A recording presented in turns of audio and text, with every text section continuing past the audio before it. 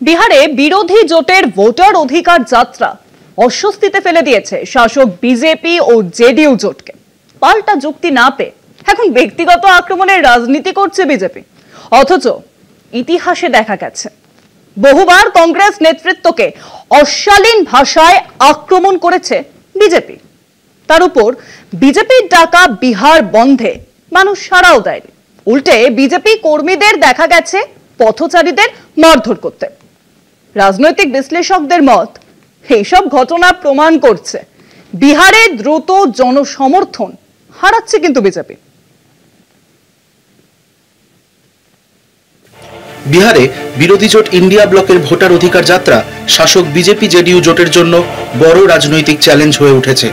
নির্বাচনের আগে এই কর্মসূচি ব্যাপক জনসমর্থন পেয়েছে।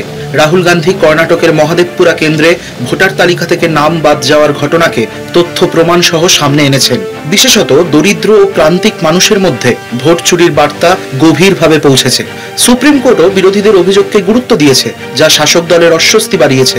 বিজেপি জেডিইউ শিবির এর জবাব খুঁজে না পেয়ে এখন বিরোধীদের বিরুদ্ধে ব্যক্তিগত আক্রমণকেই হাতিয়ার করছে। পাটনার সভায় মোদির মাকে নিয়ে অশালীন মন্তব্যের ঘটনাকে তারা রাজনৈতিক অস্ত্র হিসাবে ব্যবহার করছে। অথচ ইতিহাসে দেখা যায় সোনিয়া গান্ধীকে জার্সি গরু বা কংগ্রেসের বিধবা বলা হয়েছিল। শশী থারুরের প্রয়াত স্ত্রীকে নিয়েও অশালীন মন্তব্য করা হয়েছিল বিজেপির তরফে, কিন্তু বিরোধীরা কখনো তা রাজনৈতিক লেনদেনে কাজে লাগাননি। সংসদ ভবনের ভেতরেই বিজেপি সাংসদ রমেশ বিধুরি সংখ্যালঘু বিরোধী ভাষা ব্যবহার করেছিলেন, যার স্মৃতি আজও টাটকা। অন্যদিকে বিজেপির ডাকা বিহার বন্ধ কার্যত ভেস্তে গেছে। সাধারণ মানুষ রাস্তায় নামেনি, বরং দলীয় কর্মীরা পথচারীদের উপরই হামলা চালিয়েছে। অতীতে পুলওয়ামা বা তথাকথিত সার্জিক্যাল স্ট্রাইকের মতো ঘটনাকে নির্বাচনী হাতিয়ার বানিয়েছিল বিজেপি। এবারও অপারেশন সিঁদুর নিয়ে আবেগতাড়িত প্রচারের চেষ্টা চলছে, কিন্তু ভোটার তালিকা থেকে নাম বাদ দেওয়ার মতো মৌলিক অধিকারের প্রশ্নকে আর ঢেকে রাখা সম্ভব হচ্ছে না।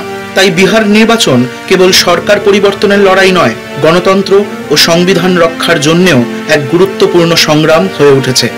কলকাতা টিভি।